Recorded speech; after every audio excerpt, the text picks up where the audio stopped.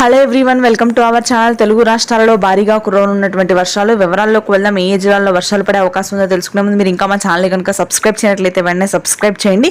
బంగాళాఖాతంలో ఏర్పడినటువంటి అల్పపీడనం తుఫానుగా మారే అవకాశం ఉంది. దీని ప్రభావంతో తెలంగాణ అదేవిధంగా కోస్తా ప్రాంతాల్లో భారీ వర్షాలు నమోదవుతాయని వాతావరణ కేంద్రం వెల్లడించింది. ఇప్పటికే గుంటూరు, కృష్ణా అదేవిధంగా తూర్పుగోదావరి, పశ్చిమ గోదావరి జిల్లాల్లో నమోదవుతున్నటువంటి వర్షాలు మరింతగా పెరిగే అవకాశం ఉంది. జూలై 13 నుంచి 19వ తారీఖు వరకు కూడా తుఫాను ప్రభావం అత్యధికంగా మధ్యాంధ్ర, ఉత్తరాంధ్ర జిల్లాలు అదేవిధంగా ఉత్తర తెలంగాణ జిల్లాల మీద ఉండే అవకాశం ఉందని హైదరాబాద్, అమరావతి వాతావరణ కేంద్రం వెల్లడించింది.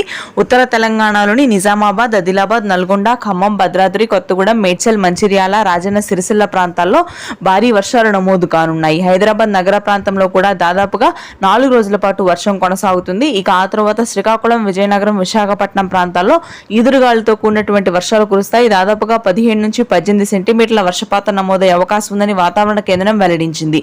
ఇక ఆ తర్వాత రాయలసీమ వ్యాప్తంగా పొడి వాతావరణం కొనసాగుతుంది. దక్షిణ తెలంగాణ అదేవిధంగా దక్షిణ కోస్తా జిల్లాలో తక్కువ వర్షాలు నమోదయ్యే అవకాశాలు ఉన్నాయి. దాదాపుగా పొడి వాతావరణం ఉంటుంది. ఇది ప్రస్తుతానికి latest weather update. Thanks for watching this video. Please